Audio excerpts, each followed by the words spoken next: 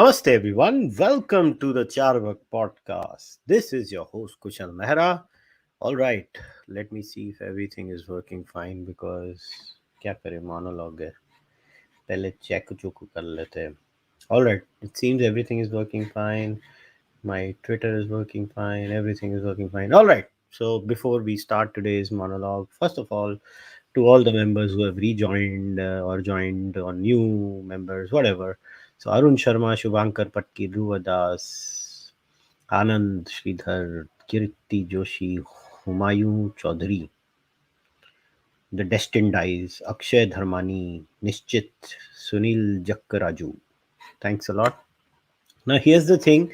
A lot of you tend to join a little late in the month, I know, but I can only thank the people who have joined at the time when I opened this page. So I just thank those people before the last monologue and this monologue. So the gap between them. Now, first things first, before we get into the subject of the day, I will like to tell you all about how you can support the Cārvāka podcast. As you can see, this podcast is one of those rare podcasts that actually believes in creating members only content. Very few apparently do that. So, as you know, you can support the Cārvāka podcast in 4 ways in total. Obviously, no, 5 ways. Okay, पांच बोल देते हैं. So, obviously, the base way would be subscribing to the channel. Please go on the YouTube channel and subscribe to it. Also, you can go and subscribe or follow or like all the audio only platforms, also like Spotify, iTunes, everything. You can give your thumbs up and ratings over there too. Also, ad देख लो YouTube में. Ad होते हैं video पे, skip ना किया करो, मुझे पैसे मिलेंगे. That's one. The other is obviously you can become a member on YouTube or you can become a subscriber on Patreon. Now, on YouTube, there are two tiers. There is a Seekers tier and there's a Speak With Me tier. And on Patreon, we have two tiers, $5 and below and $5 and above. Now, for these two tiers, for the Seekers and the $5 and below, you get access to the entire book discussion series of the Aryan Invasion, Aryan Migration out of India theory series. Right now, we are at book number 9. Yes, book number 9. And we've discussed, I think, 5 papers, if I remember correctly. And ये अपना the book is The Horse, the Wheel, and Language by David Anthony. And we are right now at chapter 14. So if you join right now, you can get all the old content and you can join the live discussions. Those discussions happen every Sunday. Also, you can, if you are a Speak With Me level member or a $5 and above member, you get access over and above this to the Valmiki Ramayana discussion, where we go through the Valmiki Ramayana chapter by chapter, verse by verse. And along with that, once a month, you get to speak with me behind the scenes in a Zoom call. So, if not that, you can send your donations. A lot of you send your donations directly through UPI. Some people just want to send yearly amounts sometimes to UPI. To those people, I have already sent you the content via email. Other than that, you can also go on kushalmehra.com/shop or kadakmerch.com. With there, you can also buy the Cārvāka podcast merchandise. Now I'm done with that. Okay. So how do we do this monologue? Like every time, the monologues are not more than um, 30-35 minutes. But today I don't know how long it will be because I'm not sure how long it might take because the subject is as such. Now, what is the topic of the day? I purposely called this Oh, by the way, so I will speak first. You guys will listen to me if you enjoy it, obviously. And later on, if you have any questions, you can use either the super chat option on YouTube or you can send your donations through UPI. I have my cell phone here. If I get a UPI donation, it pops up on my cell phone, and you can ask the question in the live chat over here, or you can tweet it out to me, and I can reply or email it to me. Some people email it also, apparently. Okay, so. अब क्या रह गया so today's title is the case for a universal moral framework. Now, in a lot of previous monologues, you guys were like, "Oh, you just criticize decoloniality, but you don't talk about it. You don't talk about it." First of all, I talk about things when I want to talk about it. I do things on my terms. I don't do things on anybody else's terms. So let us clear that air out. I am under no obligation to function on the whims and fancies of anybody. I was going to do it, but I was going to do it in a systematic manner. And even if I would not have done it, still does not make my criticism of decoloniality invalid. First of all, and decoloniality is nothing special. It is not beyond the pale of criticism. For some it has happened as if, I can criticize religion, I cannot criticize decoloniality. The cult of decoloniality, I think, is even more sensitive than the cult of Islam nowadays. I don't know what is with people who have fallen in love with that subject. But okay, so here's the thing. When I was structuring this, I was like, how do I go about it? So that's when I decided, before I even start talking about decoloniality, because what is my problem with decoloniality? My problem with decoloniality is not what A author had said in B book in some corner in a paragraph.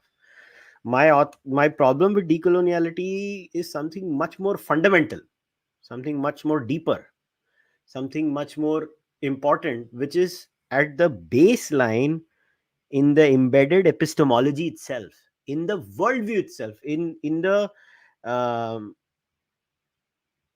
in the way that system is set up.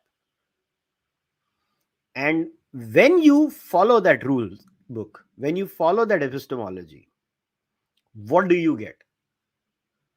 But to showcase my problem, I would first have to set up a case of what I believe in. So today will be a series beginning that way, which is why I'm making my case for a universal moral framework today. Why am I doing my case first? Is I can at least, unlike others, at least people should know what I'm talking about.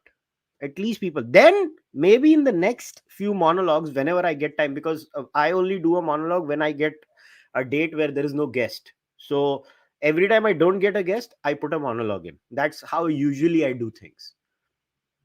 So today I'll start by presenting what I believe is a case for a universal moral framework. When I say a universal moral framework, I literally mean a moral framework which can be universally applicable. And I will answer all the possible queries that might stem out of it. So, see, a while ago, I had written this essay.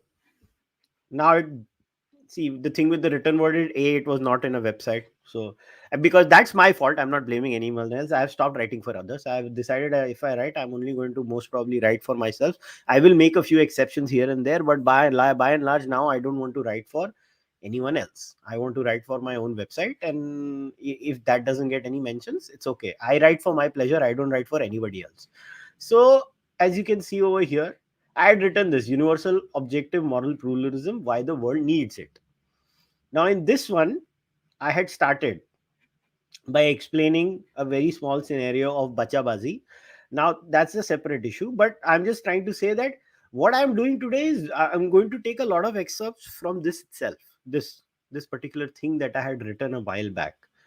Now, here's what I'm trying to do now. So, my standard that I'm going to be using for definitions first is the Stanford Encyclopedia of Philosophy. This is the most accepted philosophy set and rule. Now, people who are gaga over decoloniality will be like, "Ore, ye to gore ki definition." And no, it is not a gore ki definition. This is a definition used by almost every single philosophy department in the world. Most philosophy departments in the world um, follow this definition. Now, here's the thing. So, there are three things that you have to understand here. Jinky definition I'm going to read out. Two are moral relativism and subjectivism. So, moral subjectivism and moral relativism. And one is moral objectivism. There is no other way. When you're studying morals and ethics, that's how you study them. Either you're a relativist or you're an objectivist, and even within them there are some, I mean, थोड़ा सा tweak here, थोड़ा सा tweak there, but that is just जिसको हिंदी में कहते हैं बाल की खाल उखाड़ना. You, if I start getting into all of that, then you guys will get bored and block me. So I'm not going to get into that. That's why I'm giving you three broad definitions. I'm literally reading the definitions out because I have to. If I don't give you the definition, you'll not even understand where I'm coming from. All right. So moral relativism, and I'm going to read this one out because it's far easier that way. Moral relativism is the view that moral judgments, beliefs about right and wrong, good and bad, not only vary greatly across time and context, but that their correctness is dependent on or relative to individual or cultural perspectives and frameworks. Moral subjectivism, on the other hand, now let me repeat again, moral relativism is the view that moral judgments, beliefs about right and wrong, good and bad, not only vary greatly across time and context, but that their correctness is dependent on or relative to individual or cultural perspectives and frameworks. Now, let's see what moral subjectivism is. Moral subjectivism is the view that moral judgments are judgments about contingent and variable features of our moral sensibilities. So, for example, for a subjectivist, to say that abortion is wrong is to say something like this, quote, I disapprove of abortion, or, quote, around here, we disapprove of abortion. Once the content of the subjectivist claim is made explicit, the truth or acceptability of a subjectivist moral judgment is no longer a relative matter. So, what they're trying to say is that once the subjectivist has made the claim, it no longer ceases to be subjective. Then it's an objective claim that they're making. Moral relativism, on the other hand, is the claim that facts about right and wrong vary with and are dependent on social and cultural background. So, again, subjectivism is literally based on that individual's worldview, relativism is based on your cultural milieu. Now, understood in this way, moral relativism could be seen as a subdivision of cultural relativism. Values may also be relativized to frameworks of assessment, independent of specific cultures or social settings. Now, let's get into moral objectivism.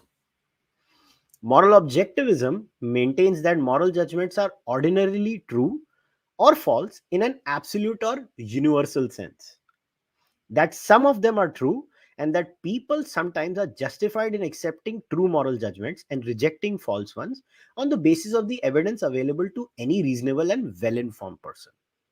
There is another definition, I'm just using that also over here. It is given by Mitchell Silver, where he says moral objectivism is a process where a single set of principles determines the permissibility of any action and the correctness of any judgment regarding an action's permissibility. Now, the very natural thing that you will come up with after listening to this is, Bhaiya, what is the similarity between relativism and subjectivism? That's a natural question. Now, both cases, whether it's relativism and moral subjectivism, they both agree on one thing. The one thing that they agree on is that there is no one universal truth. There is no one universal moral standard. They both come to the conclusion, and the way they look the world, whether it's moral relativism or moral subjectivism, they come to that conclusion in a very different way. But what they come to matters far more than how they come to it. So let's say this is my destination. This is my destination. Now I could take a left turn, go straight, then right, and take a U-turn and come back, or I'm just going straight to that destination. The point is that the destination, whether it's moral subjectivism, whether it's moral relativism, the destination is the same. Both end up in the same area. So, like I said, the only difference between both is that relativism claims that knowledge itself or morality exists in relation to culture or society, and subjectivism claims that morality or knowledge is literally subjective to each and every individual. Now, if you ask me personally, I think moral subjectivism is far more um, um, you know, dangerous moral subjectivism, which is, by the way, the premise of decoloniality. Uh, just FYI, moral subjectivism is far more dangerous than moral relativism. At least moral relativism is subject to some cultural norm. Relativism, subjectivism is literally individual to individual. You go to an individual, what is your framework, sir? Okay, that is your morality. What is your framework, sir? That is your morality. That is the point. All right. Now think about it. Now, in my blog, if you guys remember, I had spoken about bachabazi. I took bachabazi as an example. I can take multiple examples from our culture too. Now, bachabazi, basically what it is. I don't need to explain what it is. Or we can take slavery as an example. We can take off racism as an example. Um, we can take off child marriages as an example. We can take off triple talaq as an example. We can take off you know early consummation of marriages as an example, nikah halala as an example. Now all of these things that our brain, by very you can say by conditioning of modernity or whatever you want to say, but most of us would just look at these things and go, hang on, this is unacceptable. Like, who would want to do that? But moral subjectivism and moral relativism could actually defend each and every act of this. So, if again, in my article, I had clearly said a moral objective subjectivist can say, while they might find the practice of bachabazi wrong personally, it cannot be universally wrong because morality directly stems from the individual subjective experiences. And hence, if an Afghan thinks bachabazi is good, they are justified in their individual beliefs. Similarly, a moral relativist will say that who are we to judge their culture? All cultures are different. Right and wrong is different from culture to culture. So bachabazi is the culture of the Afghan people, and we are living in a modern Western culture, so we are not this. This is the problem. This is why I say that we need a universal moral framework. Why? Now, somebody can come back to say, but why do you need a universal moral framework? I think a very good answer to this query in very simplistic terms was given in by Sam Harris in his book The Moral Landscape, where he spoke about something that he calls it the worst possible misery for everyone. So again, I'm going to read an entire quote from Sam's book. All right. So Sam in his book The Moral Landscape talks about this. He says, quote, even if each conscious being has a unique nadir on the moral landscape, think about it. We just said, right? Subjectivists say they have their own individual things. So that's what he's saying. Even if each conscious being has a unique nadir on the moral landscape, we can still conceive of a state of the universe in which everyone suffers as much as he or she or it possibly can. If you think we cannot say this would be bad, then I don't know what you could mean by the word bad, and I don't think you know what you mean by it either. Once we conceive of the worst possible misery for everyone, then we can talk about taking incremental steps towards this abyss. What could it mean for life on earth to get worse for all human beings simultaneously? Notice that this need have nothing to do with people enforcing their culturally conditioned moral precepts. Perhaps a neurotoxic dust, could fall to earth from space and make everyone extremely uncomfortable. All we need imagine is a scenario in which everyone loses a little or a lot without there being compensatory gains. That is, no one learns any important lessons, no one profits from others' losses. It seems uncontroversial to say that a change that leaves everyone worse off by any rational standard can be reasonably called bad, if this word is to have any meaning at all. We simply must stand somewhere. I am arguing that, this is Sam again, in the moral sphere, it is safe to begin with the premise that it is good to avoid behaving in such a way as to produce the worst possible misery for everyone. I am not claiming that most of us personally care about the experience of all conscious beings. I am saying that a universe in which all conscious beings suffer the worst possible misery is worse than a universe in which they experience well-being. This is all we need to speak about moral truth in the context of science. Once we admit that the extremes of absolute misery and absolute flourishing, whatever these states amount to for each particular being in the end, are different and dependent on facts about the universe, then we have admitted that there are right and wrong answers to questions of morality. Now, think about this.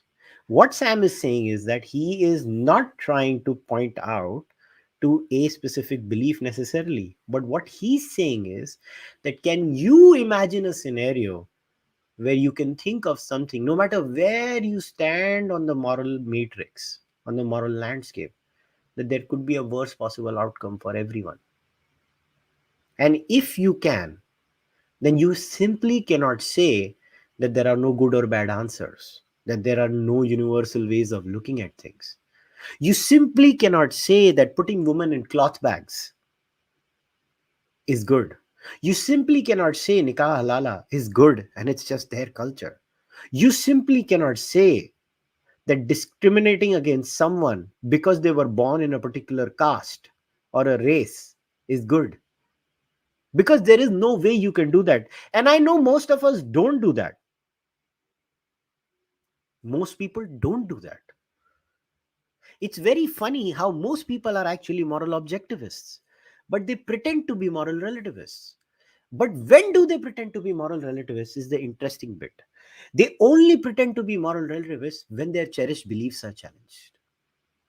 When they pretend to be moral relativists is exactly the moment when they realize something from their past that they love and cherish a lot, because they have this golden age in their mind. Somebody has sold this idea of a wonderful time in the past where everything was perfect, which is very funny, right? If you are a moral relativist, how do you think everything was perfect in the past? Because if you're a relativist, even perfect is like this absolute state which you should reject, but you're perfectly all right with the imaginary past. There you are making an absolute moral claim that it was perfect. But how was it perfect? I thought you were a subjectivist. But no, there I am not. But here I am. And this is where the problem is. Because of your inner insecurity about what if I find something out from my culture, from my past, that was absolute horseshit. How would I defend it? Well, why do you have to defend it? You can just say it was bad. I reject it. And it would end there. And it is simple. But no, you have to spin yarns of apologia around it. And it is because you're spinning yarns of apologia around it is when you need moral relativism. You need moral subjectivism. You need decoloniality. You need post colonialism. Because you need to somehow push the blame on someone, and you need to somehow, and I'm not even saying the colonizer has no role to play.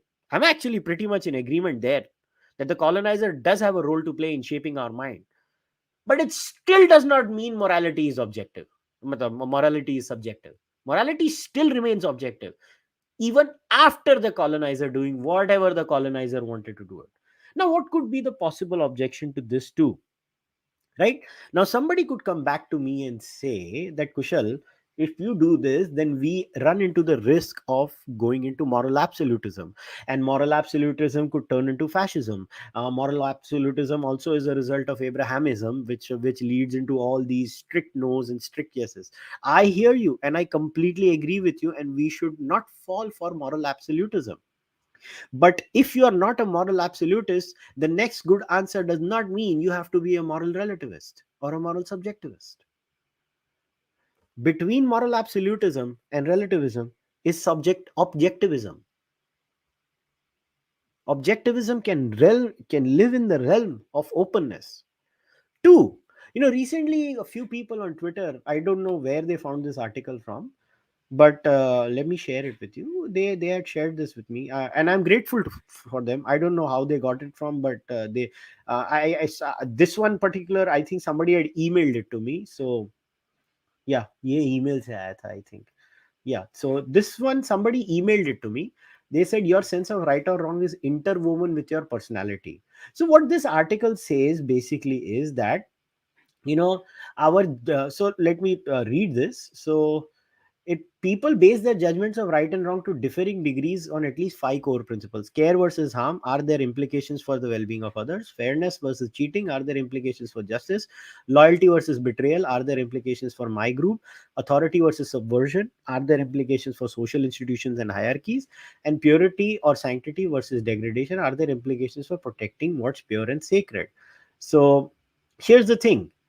Now what people often confuse is that, what this article is saying, for example, is that, people find that, research found that higher conscientiousness, the tendency to be organized, hardworking, and disciplined, was related to rating, loyalty. So if you have certain personality traits, you find certain things problematic. If you have certain personality traits, you find other things problematic. If you have certain personality taste, you find certain things okay and not okay. So what they're saying is that your personality has a lot of, uh, you know say in what you're doing.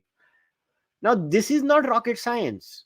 Obviously your personality type is going to be. So what they're trying to say is that you have to be context sensitive, right?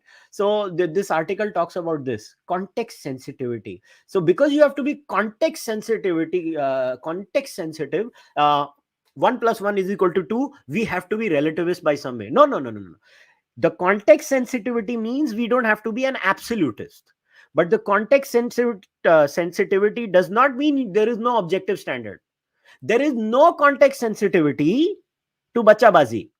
There is no context sensitivity to raping a 2-year-old child. You don't need a context sensitive answer, a culturally sensitive answer, a personality sensitive answer. Now somebody might be a pedophile. I don't need to understand pedophilia and the context of pedophilia. I need to reject it lock, stock, and barrel. Why? Because it is wrong. Period. Or are we now going to have some context sensitive, judgmental defenses for pedophilia too? Are we going to go there too now? There is no context sensitivity. The mistake people often do is people confuse fuzzy answers for actually meaning there are no answers. Yes, in life, sometimes we just may not have good answers. I totally accept that, because either the science has not come up with that, the philosophers have not done enough work with that, the religious leaders have not thought about that, and we've just not thought through them. Also, we are not exposed to it. Like I was having this discussion with my friend. Now let's think about it. I have not thought about it. Like Black Mirror, you know, Black Mirror takes us into many of those Mysterian problems. That now think about this. Now, what if we come to a situation where we actually finally decode what consciousness is? Right now, nobody knows what consciousness is, and we are able to somehow extract whatever there is in our neural circuitry, and we take out consciousness, put it in a machine, and then re-upload it in another body. Now, the point is, it comes out of my brain, goes into a machine, goes back into another body. I am sitting here having my cup of tea. This other person who has my traits goes out and does something. Have I done it, or has that person done it? Now, right now, we don't have any answer, right? Right now, we have not thought of it. It's something like that. So we are working, but it does not mean we don't have good answers in anything. We do. We have answers for a lot of things. We have answers where we have clear cut evidence. Oh, but in some cultures, murder is not considered universally wrong. It is considered universally wrong in every culture. The only thing that changes is who should be murdered and who should be not. But some murder is considered universally wrong in every culture. Every single culture. The only thing that changes in terms of murder too is who I should not murder. Some cultures have a small area, some cultures have a large area, some cultures have an even larger area. But even in the smallest culture, I take you back to Sam Harris and the worst possible misery. Think like that. No matter where you are on the moral landscape, somebody's murder is still wrong. And that exactly is what is a universal moral objective standard. That feeling that we have inside us, that sensation that we all have inside us, which tells us we know intuitively that we're not supposed to do this. We're not supposed to do that. That is where morality is. And that is where the objective standard is. This is why we need a universal moral framework. This is why. Uh, will it be achieved by conquering people? India should send armies everywhere. No, I'm not making a case for that. Yes, there will be pathetic people on planet Earth. There will be subpar cultures on planet Earth, and we just have to live with it. It does not mean morality is not objective. It is objective. Some values are better than others, and there is no shame in that. Because if it is not the case, then all you right wing Hindutva people have no business calling out Islam inside India also. Let them do what they want to do. Let them get their daughters married at 12. Let them have 4 wives. Let them do nikah halala. Let them do it. Because if you have a problem with that, you are creating a clear line on the moral landscape. You don't want to admit to it. And if you are one of those who says, let Muslims do what they want to do, well, then you are the most dangerous person. And I'll tell you why you are the most dangerous person. Because then you are the same person who will apply those same rules on Hindu women. And you are the same person who will take us back, to the dark ages, where even in India, girls would get married at much younger ages, where even in India, women had less inheritance rights than men, where even in India, all this shit used to happen. And no, it is not a colonial discourse. No, it is not done by the colonizer. This happened before the colonizer came. This happened before Islam came in India. And you can say what you want to do. You can spin yarns and yarns and yarns of apologia around it. It will not change anything in your life or anybody else's life.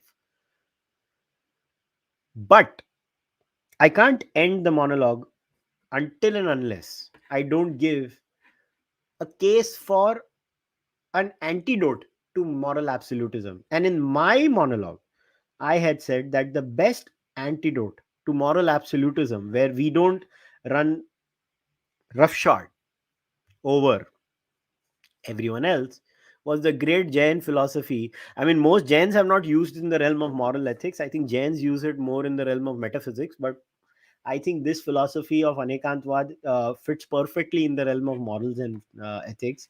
Now, so it is basically Anekantvad has this rule. Again, I'll share directly from my article and read it, and then we'll end it, and then I'll look for your questions. So even in the article I had written, also one does not need to become an Abrahamic moral absolutist to understand that there is something like a universal moral standard. In fact, one should fight that urge to become a moral absolutist and replace it with a universal objective moral pluralism. The answer lies in the Jain framework of Anekantvad. The beauty of Anekantvad, or no one-sidedness or many-sidedness, is that it does not promote a theory of relativism or subjectivism. In its quest to know the Satya or truth, it creates an extremely flexible and plural conditional yes or conditional approval of any proposition by applying the epistemology of Sapti Bhanginaya. The sevenfold path goes somewhat like this. Affirmation, Syadasti, in some ways it is. Denial, Syad in some ways it is not. Joint but successive affirmation and denial, Syad Asti Nasti. In some ways it is and it is not. Joint and simultaneous affirmation and denial. In some ways it is and it is indescribable. Joint and simultaneous affirmation and denial. In some ways it is not, and it is indescribable. Joint and simultaneous affirmation and denial. In some ways it is not, and it is indescribable. joint and simultaneous affirmation and denial. In some ways, it is indescribable. So all your issues with how are we going to solve this, how are we going to solve that, if you frame it in the limits of Anekantvad, I think we can create a much better system. I think Anekantvad is a clear cut answer to this fear of moral absolutism, which is something that even I'm very scared of, because moral absolutism gets you witch hunts. It's a very funny thing. Um,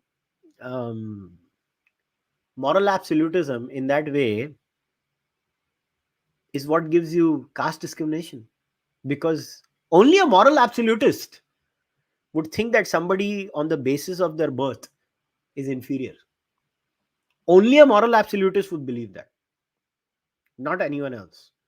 Person with an open mind would not believe that, but moral absolutists would.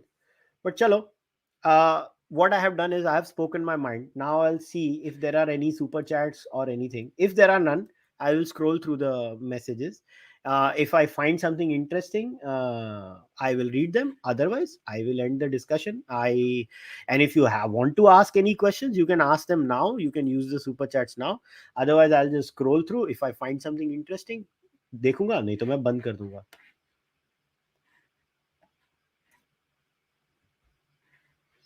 Hmm.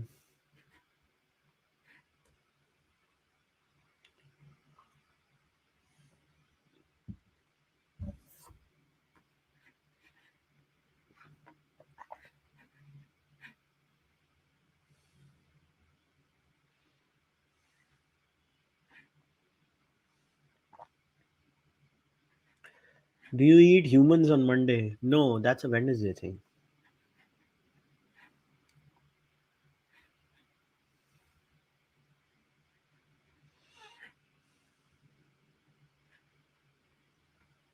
Mm.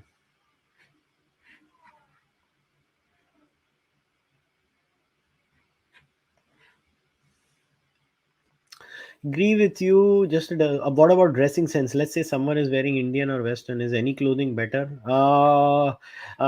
Is any clothing better? Again, there it depends on where you are. If you are going to be wearing a bikini in a desert during a sandstorm, is that clothing better? Or there you are actually wearing a burqa where you are there is better? Now, second, there are so many variables in that. Or are you wearing some sort of a thing that covers you completely in the middle of a sandstorm? So one, your environment comes in. Secondly, are you doing it by choice? Is somebody forcing it upon you?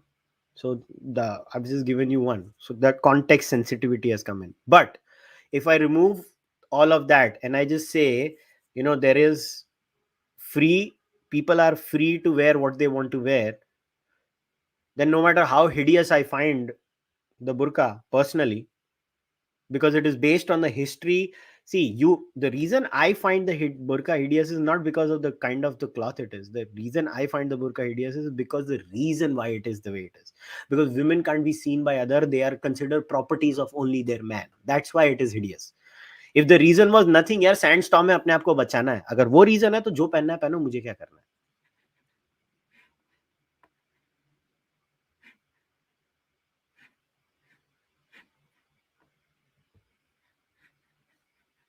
Your views are going over my head. That's not my problem, sir.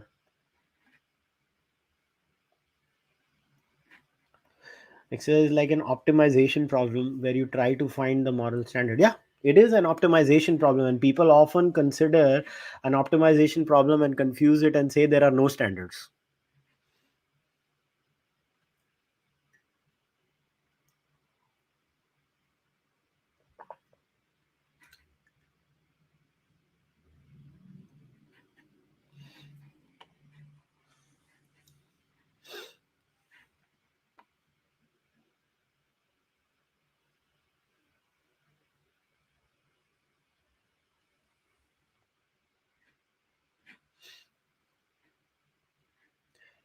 I don't think one can discredit decoloniality through one subject through decolonial. We are saying that let's reject everything we aren't saying let's reject everything. That's what you are saying. I don't care what your personal views are. I only care whatever the theoretical framework of decoloniality is. You cannot tell me what the theoretical framework is because, first of all, you have not read it yourself. I actually did the hard yards and read it myself. Secondly, your theoretical framework literally is that. If you believe in decoloniality, if you don't believe in that, then you don't believe in decoloniality. Then go and believe in something what you believe in. You cannot change what it actually is and say, I will call it decoloniality now. No, that doesn't work. You get insulted is because you found something very cherished. Hey, मैंने ऐसे इधर रखा है उसको संभाल के. And then I came and showed ये तो ये है. And now you can't digest it. That's not my problem. That's yours.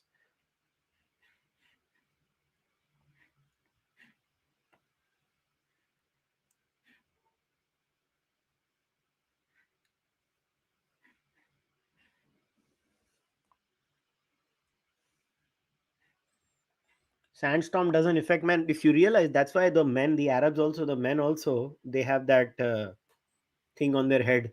If you remember,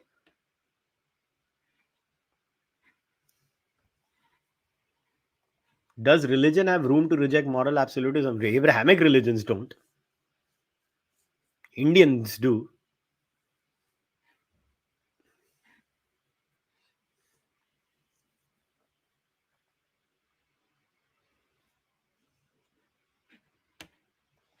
So if I'm getting you, every action committed can be classified as right or wrong at the present juncture in our civilization. We can clearly delineate some, we can't yet do clearly on some. Absolutely. That's exactly what I'm saying, which is why we need a more flexible approach like Anikantwad so that we get to better answers. Should dress codes be allowed in schools? I've not really given that a thought. I don't really care. Now there are some arguments which say that when we everybody wears the same clothes, it creates a sense of uniformity in the class. Nobody feels rich or poor. It's a very socialistic idealistic way. गरीब बच्चों को अच्छा लगेगा, अगर अमीर बच्चों के साथ ऐसे नहीं होगा, वो नहीं होगा, पता नहीं क्या है. I think that's the reason. Moral standards change with time, don't they? Yes. Moral art keeps expanding. It doesn't mean there was no universal good 300,000 years ago and no universal good 300,000 years ahead of that. We always had one universal good. Okay. Which Indian philosophy, as per you, is closer to your version of moral objectivism? None. I have a mix and match of everything. There is no one particular school.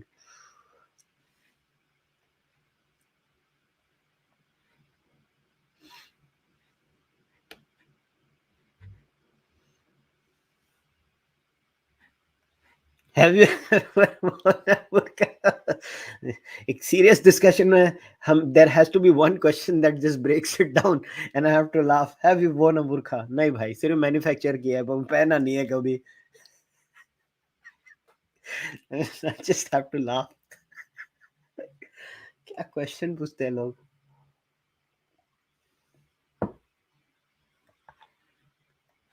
कुशल भाई पकोड़े करा दो 20 रुपए के, तो खा ले पकोड़े, मुझे क्यों बोल रहा है.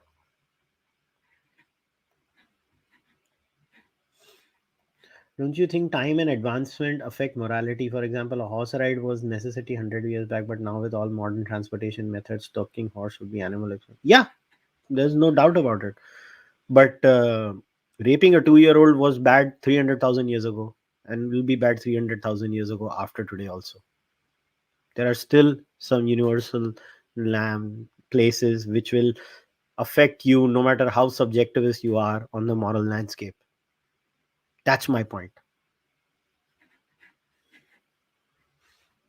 Should euthanasia be legalized? Should we have the right to just I think it should be, in my view. But then everybody is different. Can anyone justify the colonial rule? I have seen some Brits doing it.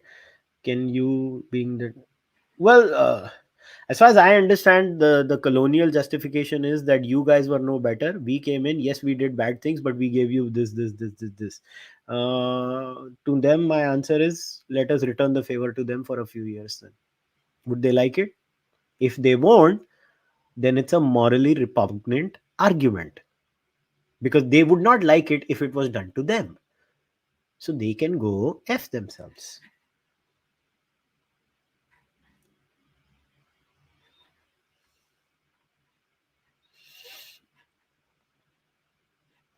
But Quran doesn't prescribe the cloak for men, right? No, it doesn't. It doesn't prescribe the cloak for men. It clearly does it for women.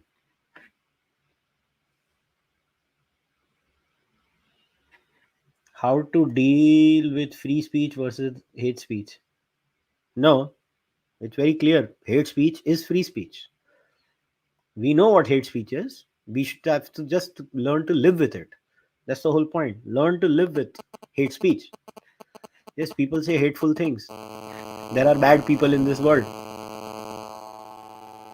Just breaking it to you, if you, in case you did not know.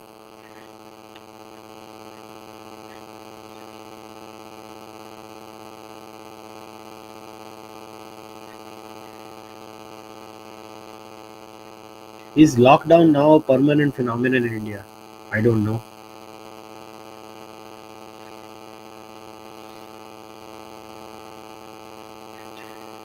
कल podcast क्यों cancel हुआ? शाम को पूछ लो.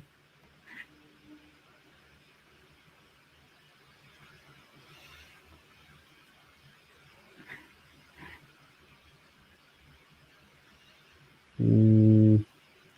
Oh yeah, I just got a call. That's why you had that static noise. It's okay. No, it was just I got a call.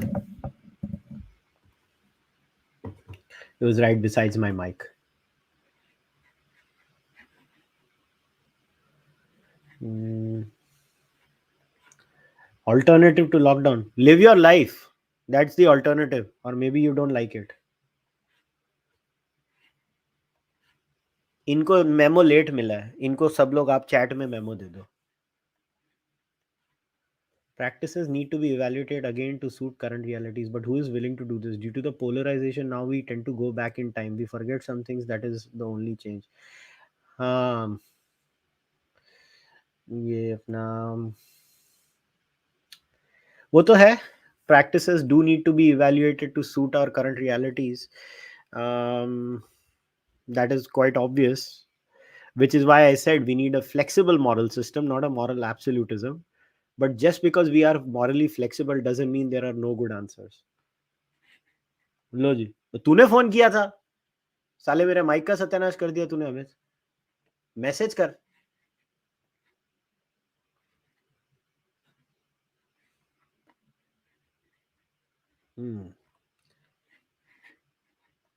Let's see और क्या है.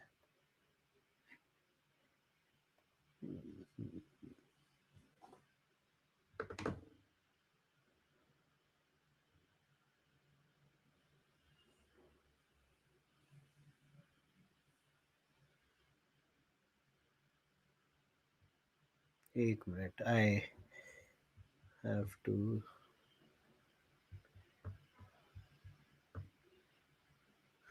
Okay, let's see what else is there.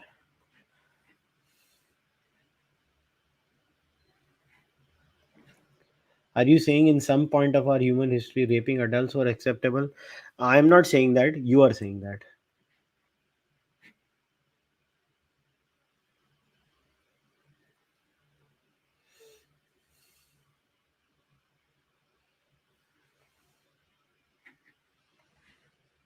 Do you think moral objectivity should be based on the right to life and right to dignity of life? It cannot be based on just one thing. It has to be based on a multiple sub number of issues.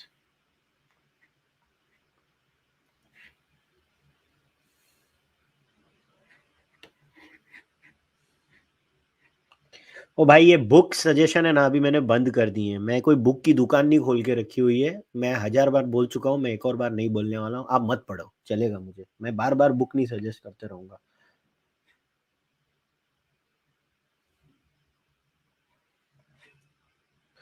My understanding, decoloniality, any the idea that is Western gets to be rejected as Western construct. Objectivism and objective analysis of each and every idea is done separate and separate good and bad ideas. Pretty much it. Decoloniality is not just rejecting it; it is sometimes even falsely claiming that it is a Western thing, without realizing that maybe it came from some other cultural source also. Anyways, I'll talk about what decoloniality. See, I am only interested about decoloniality in the realm of morals and ethics. I could give a shit about anything else. All of that is peripheral, because the real crux of the matter when it comes to decoloniality is the morals and ethics. So there are a few papers that in my next monologue, and don't ask me when it will be. That is all up in the air. But so there are some papers, like there was one I remember reading. Yeah, I'll read it. Towards a decolonial ethics in human rights and peace education, then towards a decolonial global ethics.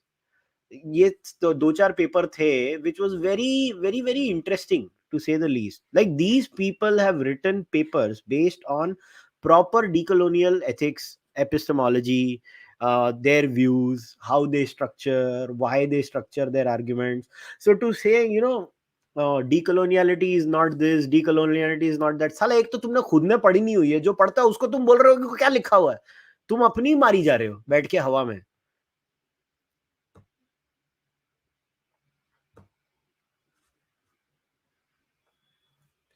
So let's see.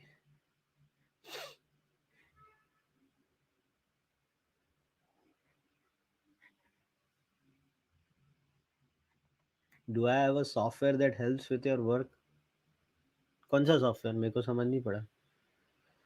Okay, Aditya, how should we program autonomous cars? Example, should it kill one person on the footpath who's right to save five on the road who are wrong? Yeah, you're talking about the trolley problem, right? The trolley problem for others is, so there are two tracks, two workers are working on track one, and five workers are working on track two.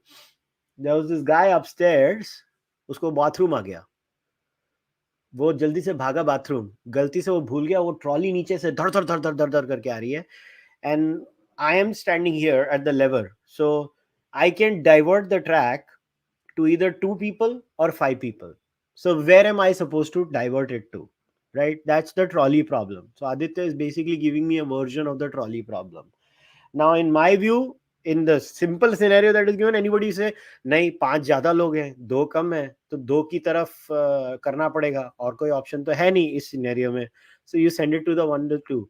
Now कहानी में twist लाते लोग ऐसे हैं, कहानी में twist ऐसे लाते हैं, वो बोलते हैं what if one of the two people is your children, then what do you do? और यहाँ पे सबकी टाइम टाइप हिस हो जाती है. तो ये प्रॉब्लम है. So you're talking about autonomous cars. Should it kill one person on the footpath who's right to save on the road?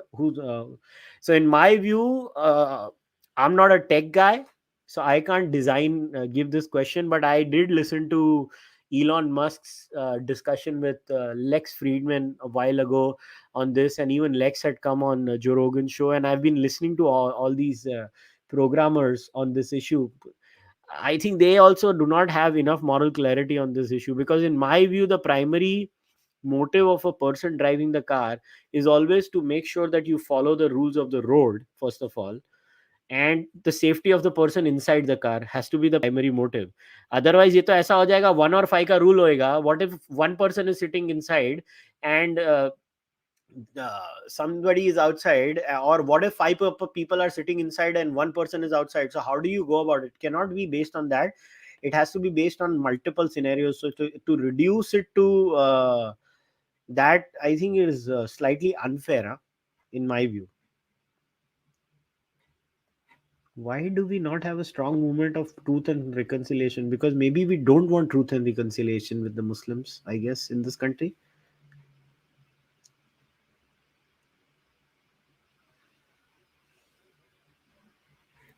What is the alternative to decoloniality? How do we destroy the anti-Hindu narratives? We have a Hindu answer, man. We don't need to decolonize. We have a Hindu answer. And what's the big deal, यार? अगर किसी external culture ने आपको कुछ गलती से अच्छा दे दिया आज की डेट में, तो लेने में क्या प्रॉब्लम है आपको? प्रॉब्लम क्या है?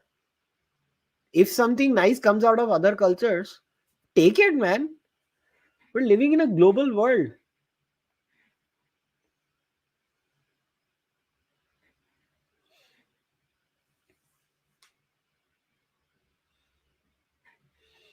Decoloniality claims that anything Indian was good and anything Western is bad without even comparing the two outcomes. Example, education and science and democratic institutions.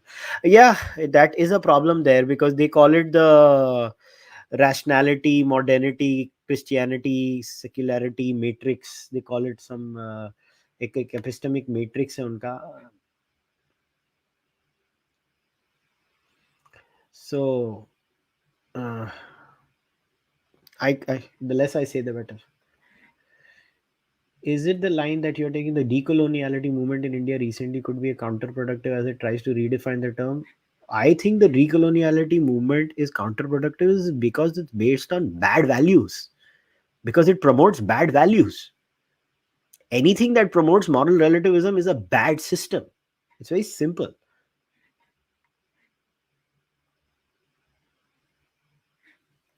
Do you think death penalty in India falls outside the moral framework? Yeah, ऐसा है कि when it comes to the death penalty, I had given this answer a long time ago. Um, uh, that it should be applied in the rarest of rare cases. Uh, Other than that, I think death penalty has no real space in a society that is, I think, modern, in my view.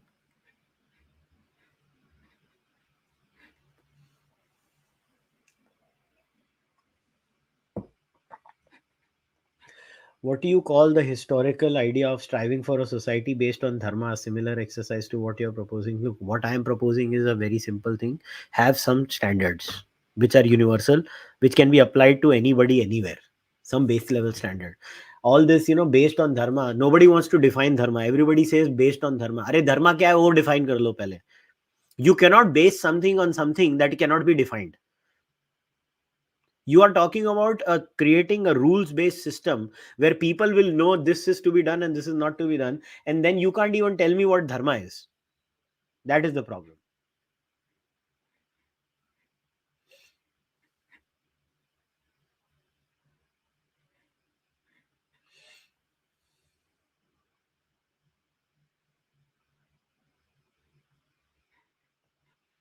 It's either reliving the horror of the past or the glory of the past. Have you gotten beyond this wall? I don't think there are good things in the past, there are bad things in the past. People who have that problem, that is for them to solve. Some people think there is nothing bad in the past before the Mughals came, and some people think there is nothing good in the past before the Mughals came. I think both of them are just full of shit.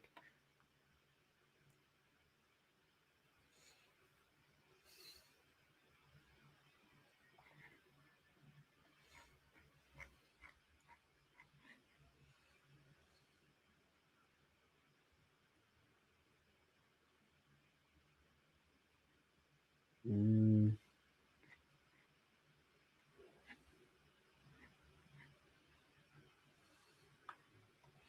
Is a decoloniality itself from outside Hindu culture? Yeah, it is, which is very interesting in a way, and something that I've laughed at myself. That we talk about decolonizing, but that also is from Latin America. It's not like it's something Indian. That itself is also Latin American. So घूम फिर के तो ये वाले गोरे चाचे नहीं तो दूसरे वाले गोरे चाचे से ले लिया. And you have to understand, where does decoloniality come from? It comes from moral postmodernism. It is applied postmodernism. It is an application of postmodernism in a specific way. Just like post-colonialism is also applied postmodernism. Decoloniality is that kid in the classroom who thought that nahi meko aur cool banna hai, yo, I want to be even more cool, yo. So I will call it something new, yo, and I will make these changes. So I will go ahead and I will even create my own booga booga, which is more booga booga than the post-colonial booga booga. So that's what decoloniality is. And I know it's gonna irritate people, and I don't care. I don't care because bollocks is bollocks. Even if I come up with something that is ridiculous in the end, you can mock it. I don't care. If I'm wrong, I'm wrong. And decoloniality is bollocks. That's all it is.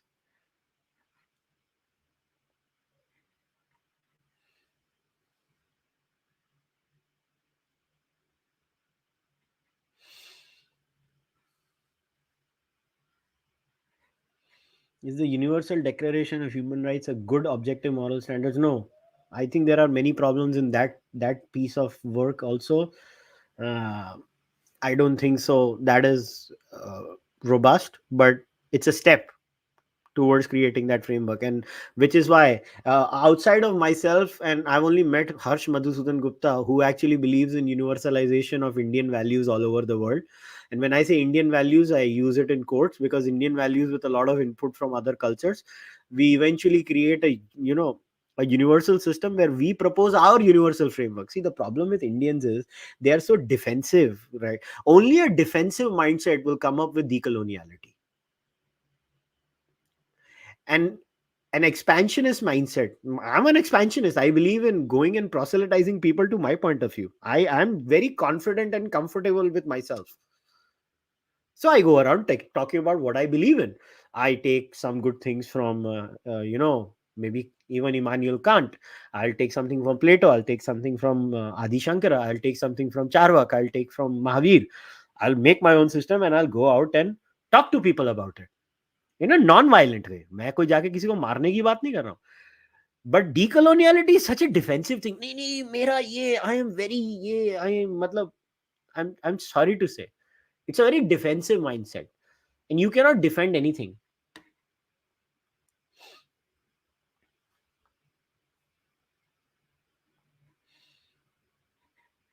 Is धर्म morally relativistic? अरे पहले ये तो बताओ धर्म क्या है, वो तो बताओ. They also say secularism is Christian. I mean, read the European philosophers, most of them are anti Christian. Even the religious ones like Spinoza and Hegel are distinctly heretical. हाँ तो अभी ये कौन समझाएगा उनको? I think Harsh used a beautiful line when he said that the vaccine is not the virus. Secularism was the vaccine to the virus of Christianity.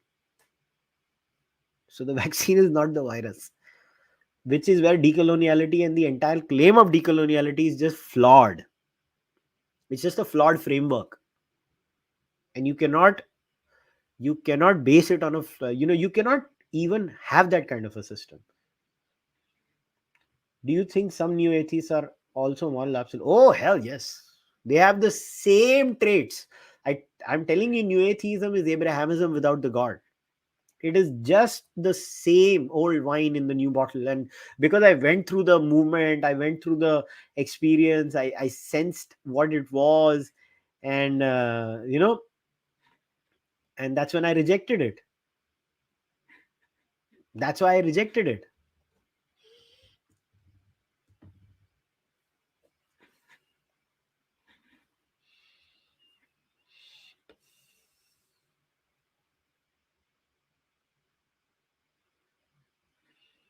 As I understand, for the West, the decoloniality served a purpose as they had to talk to their colonies on sophisticated lines. But I don't know why colonies are trying to redefine it. I don't know. You have to ask the ones who are doing it. This question is not for me. How can I get into their mind and tell you what they are doing it and for what they're doing it and how and why they're doing it? I can only answer for what I read in the books. There is this quest of looking at ourselves on our terms. My point is that beyond a point there is a proximate level in life. In evolution there is an ultimate level and there is a proximate level. Similarly, even in morality there has to be some loose ultimate level while we all live in a proximate level, as somebody said, context specificity. But the point is we cannot deny the ultimate level. There has to be some ultimate moral level. And the problem with people who are so obsessed with decoloniality is that they look, decoloniality is an excuse and a cop out to defend the ills of our past by merely saying this is a Western lens. I don't know how to say it otherwise. And this is not a particular attack on one particular person. This is a typical lack of confidence response by most people. You can read the entire Latin American decolonial literature.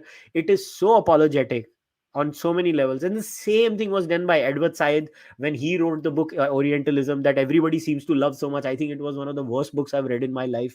I don't know what is so special about that book. It was such a bad book. And I was just reading it and I was like, this man is doing the same thing for Islam. Decolonial folks did it the same for Latin American cultures. See, are you trying to tell me that before the white man came, all these cultures had no bad things in them? Are you trying to tell me that before the white man came and invaded all these tribal areas? I am not defending the white man.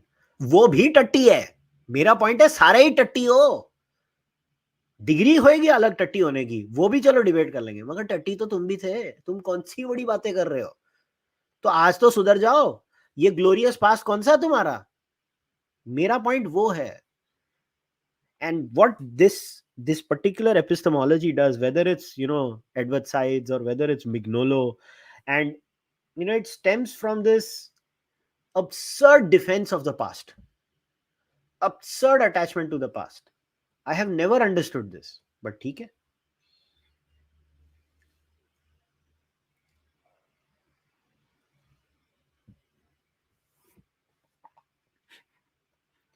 What in your mind is the ultimate moral principle? There is no one ultimate moral principle.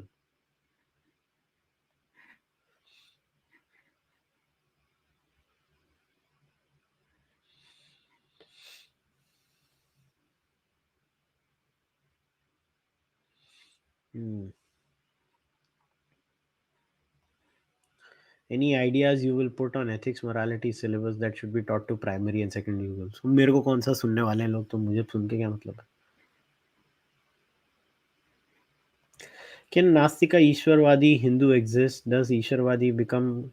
Yeah, you can be Nastik and Ishwarwadi too. Well, you can be Nastik and Ishwarwadi. Yeah, you can be. I mean, in a way, weren't these? What would you call the Sikh Panth? They don't believe in the Vedas, so they are Nastik in that sense, but they believe in an Ishwar.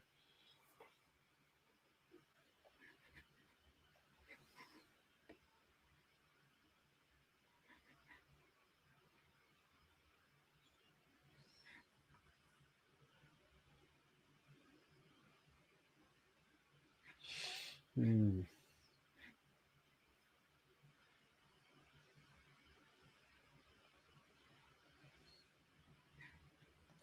Why do you need decoloniality to bust the fake narratives?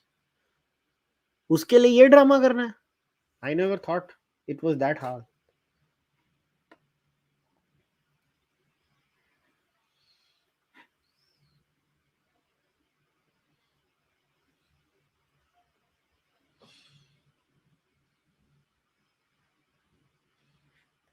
Is Hindutva a vaccine for casteism? I think it is. Now everybody else may disagree.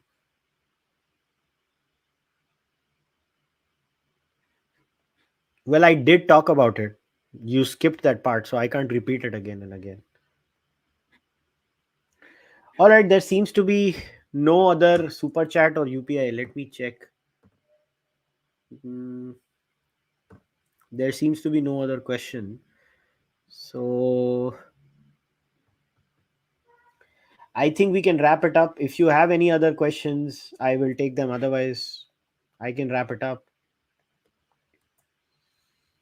Let me see.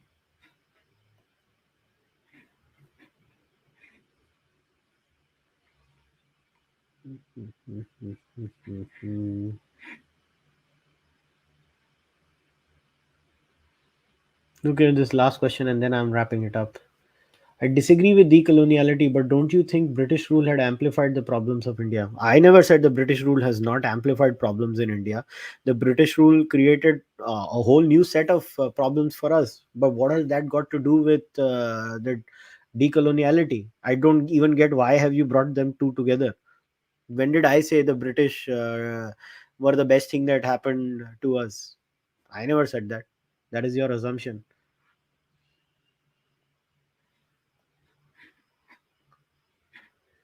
Place to go in Mumbai for lunch? घर पे बैठ के खाना खाओ, कोई बाहर जाने की जरूरत नहीं है.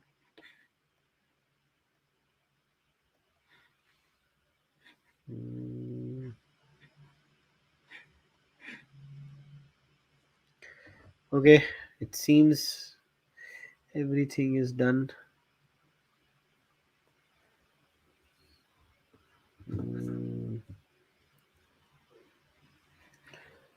what Pramana Sikh Panth use? Sikh Panth is way, way, way past the Pramana system. They came in a much later time.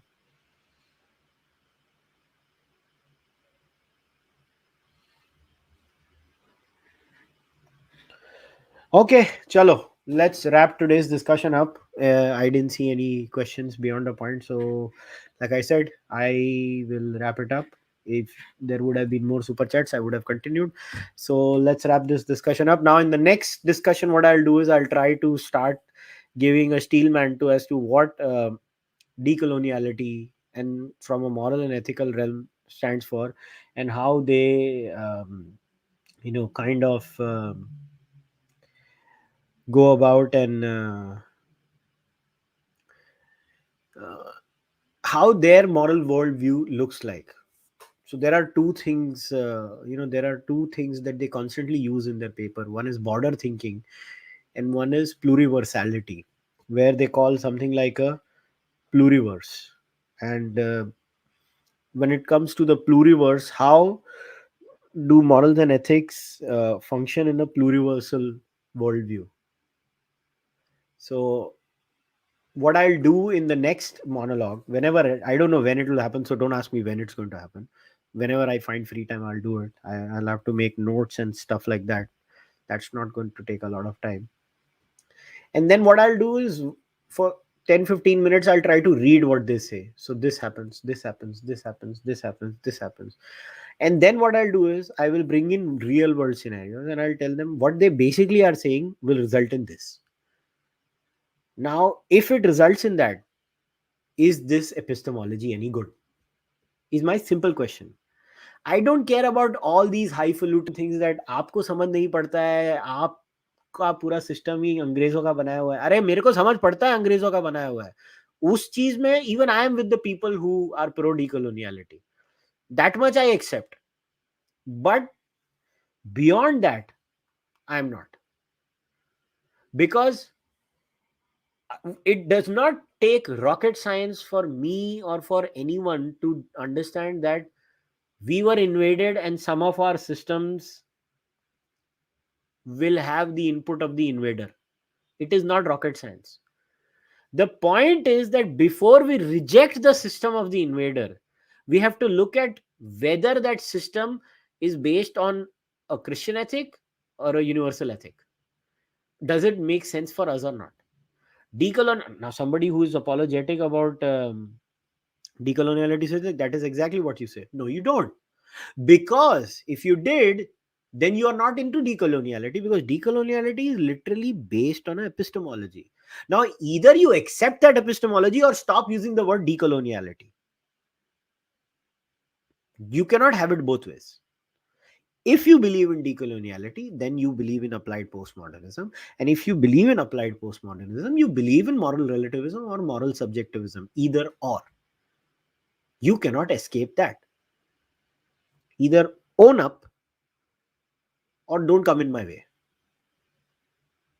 And this whole thing, ki, I should not be attacking decoloniality because it's a new concept. Why? I am not obliged in any way to not attack it. Am I going around killing people? No, I am just looking at an idea, reading that idea, and finding it ridiculous. Why can't I do that? Somebody has to. And it just happens to be a subject I was interested in. So if you don't like my views, you can stop viewing them, listening to them. But to tell me and trying to control me and trying to tell me what I am supposed to talk about, what I am not supposed to talk about, why should I talk about this, why should I avoid this, why should I avoid this? You can also avoid many things in life. I may not want to see them, but I don't go around telling anyone else what to do. You speak what you want to speak about, I'll speak what I want to speak about. The problem people have is that if I expose decoloniality, maybe people will not buy it. And I hope to do that. I hope people don't buy it, because I think it's a bad epistemology. And if you do buy it, then best of luck.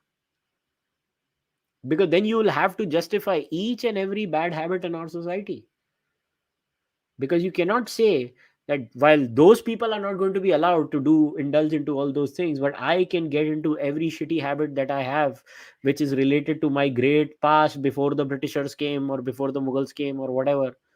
It's not like that. रुको sir, अरे मैं क्या रुकूं भाई, कोई question नहीं है तो मैं जा रहा हूं अभी. So we will end it once again. Thanks a lot for your questions today. Thanks a lot for supporting the podcast. uh, you know the drill. You can support it uh, in multiple ways. The choice is yours. You can become a member on YouTube. Now some folks are telling me that YouTube is not accepting some I don't know, rupee cards, and all of that. um, I don't know what to do with that. I mean, if you can't renew your membership on YouTube, you can switch to Patreon. If you can't do it on Patreon, then you'll have to go to UPI. And once you do it on UPI, you send your screenshot to me via email. And what I'll do is I'll send you the links for that. And if you're unable to do that, then I don't know what else to do. Okay, Yashasvi Mahapatra, yes, unable to subscribe. So you have to switch to UPI. Look, I don't know what else to do. Many people are telling me they can't renew their membership on YouTube. I can't do anything about it. If you want that content, either you use UPI. So a lot of people, what they do is they either send me the yearly amount or the monthly amount through UPI, and they send me their email ID. So what I do is the weekly links that I post on the community tab or on Patreon or in the Telegram group, I just send it to them there. And the ones who do that, then I add them to the Telegram group, and they keep getting the messages in the Telegram group, and it's over with. So if you can do that, you can send the money through UPI also. It's kushalmehra at ICICI, and you'll be done and dusted with that. Anyways, guys, I will end today's discussion over here. I will see you guys the next time. Until then, namaste, take care, bye bye.